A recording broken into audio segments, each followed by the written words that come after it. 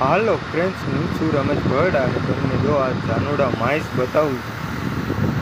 હા, અમારે ખોરાસા ગીરના જાનોડા ગામની બાજુમાં માઇસ આવી.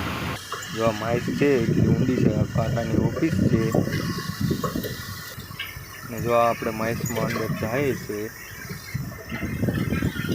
તો આ છે જાનોડા માઇસ ના જો કોબલ્ક મશીન ના જાનોડા માઇસ છે.